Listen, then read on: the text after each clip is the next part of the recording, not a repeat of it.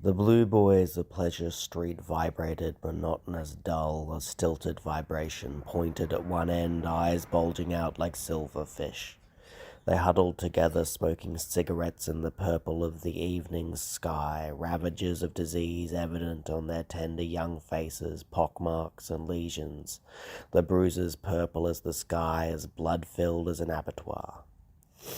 Too many nights the winds of time had slapped them down. The pimp of ages takes you under his wing, and here you are, standing on the corner of Pleasure Street, huddled into a lucky, while the thrill-seekers skid past in candy apple convertibles, the hoods down, faces fading ornaments in the winds of time.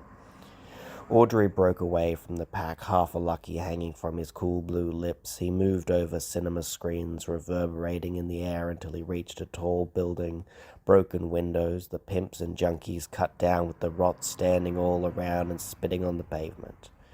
Up 3 flights of stairs, yellow puddles, stale piss on the landings, smell of phosphorus in the air. God's own medicine. Audrey slides into the apartment like a cool breeze, and he makes his introductions. A long-toothed fella, shining eyes at the far end of the room, big black cigar, slimy look. He is counting the money and motions for Audrey to come over special-like. "What'll it be, kid?" Checks inside Audrey's mouth and counts the teeth, hard enamel, good-looking, all intact.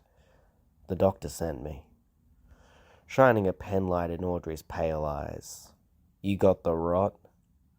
Audrey stands stiff-lipped, looking down on the riot of a man, skin shifting and changing, metallic, a scuttle of insects. His skin crawls to a standing position, twice Audrey's height, emaciated, thin and sick, exposed rib cage, a ruin of fenders and bumper bars rusting on the muddy verge.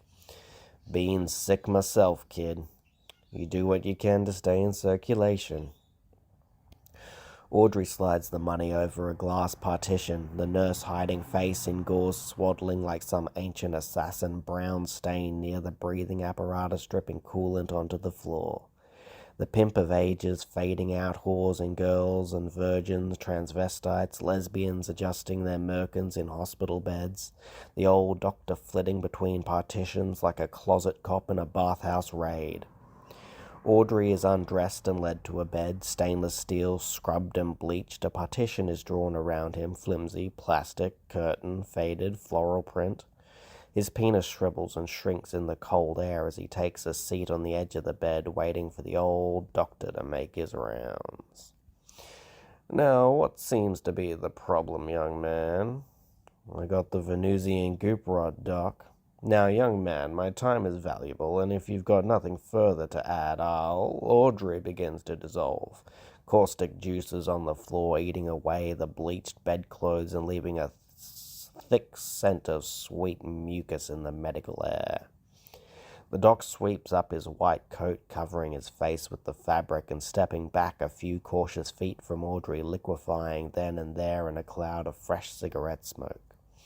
"You put that out," hollers the nurse, out of nowhere, waking up the neighborhood, lesbians and fags in various states of decomposition, pulling back their partitions and staring wide eyes at the blue boy, naked, vibrating in a cloud of ectoplasm, while the old doctor takes to his heels and begins looting the medicine repository. "You can't smoke that in here. This is a house of healing." The nurse is turning green and yellow in turn, snatching up the cigarette and tossing it into a moist bedpan where it splutters and hisses, sending up a thin vapor of tobacco and old piss from the metal rim.